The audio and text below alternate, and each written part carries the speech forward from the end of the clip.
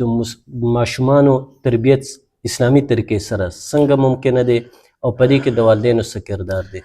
د ماشومانو تربیت په والا خو دا مسله ده چې ماشوم چې څنګه نن سبا موږ دغه سکول ته مخه کړې ده او عصري تعلیم ته موږ مخه کړې ده د ماشوم د ښه تربیت دپاره بهتر دا دی چې دغې تعلق د یو اسلامي مرکز سره وي.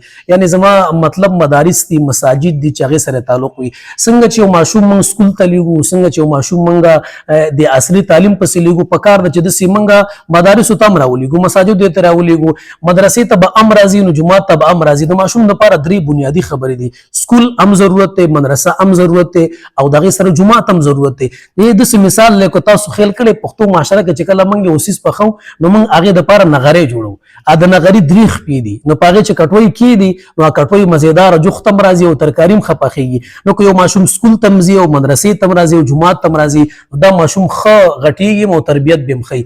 او د والدینو په رابطه به صرف دومره ووایم چې د ماشوم د ښه تربیت ته د ټولو نه وړاندې د پلار او د مور عملي زندګي ده. خو پلار او مور قولي هر څومره بیان دی بچي ته وکړي چې بچیه دا به نه کې، دا به نه کې، دا به نه کې، خو هلته د مور او پلار خپل عمل سم نه دی. پلار بچي ته دروغ به نه وي، پلار په خپله باندې د بچي په مخ کې په موبایل باندې هم دروغ وایي، بار حالاتو کې هم دروغ وایي. دا بچی خو خبره واورېدله خو هلته عملي نشته دی، نو بچی تربیت نه هلي. اوس که پلار بچي ته وي بچي مونځ کوه او پلار پخپله جومات ته نه ځي، دا بچی چېرته هم جومات ته نه راځي.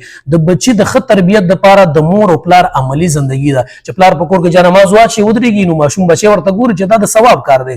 پلار پیسې راولي صدقه کړي نو بچی ورته ګوري چې دا ښه کار کوي. دارنګې مور کو په کور کې داسې یو کردار کوي چې هغه مونځ ته ولاړه ده، د هغې په لاس کې قرآن دی، د هغې په لاس کې تسبیح دی، هغه درود شریف وي، هغه اذکار کوي. دا ماشوم تقریبا د 2 کاله پورې خو شریعت مکلف کړی نه دی، ول آزاد یې پرېږدی چې بس 2 کاله تاسو سره کښېني پاڅېږي.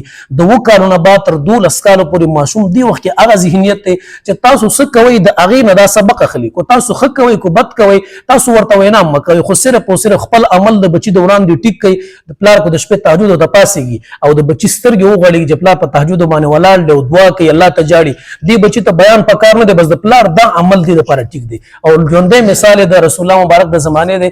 رسول الله مبارک مونځ ته ولاړ دی، عبدالله ابن عباس وایي زه پروت یم ماشوم دی، خو چې رسول الله مبارک ته ګوري چې هغه تهجد کوي، عبدالله ابن عباس خپله بستره پرېږدي او دس کې راځي نبي علیه السلام سره ودرېږي. نو که زموږ په کور کې چېرته د دیندارۍ ماحول وي، مور هم نیکه ده، خور هم نیکه ده، پلار هم نیک دی، ورور هم نیک دی، زه وایم د ټولو نه وړاندې د بچي دپاره اوله مدرسه هغه د مور غېږه ده چې په دې ځای کې ښه تربیت واغوستو. د مور په غېږ کې بچی پروت دی، هغه بېهوده لباس کې ده، هغه بېهوده حرکت کې ده، بېهوده لهجې ده، دا بچی چېرته هم اسلامي نه غټېږي، دا بچی چېرته هم سم تربیت نشي اخیستلی. ښه تربیت به هله اخلي چې کله د مور او پلار کردار سم دی، عمل سم دی. نو زما په سوچ باندې کومانو څوک دا تپوس وکړي چې زموږ د معاشرې ماشومان به څنګه سمېږي، زه به ورته لنډ جواب دا ورکوم چې د ماشوم په تربیت کې د مور او پلار عملي زندګي ضروري، نه قولي عملي زندګي. چې عمل د مور او پلار سم شو بچی خود به خود انشاءالله مثالي غټېږي.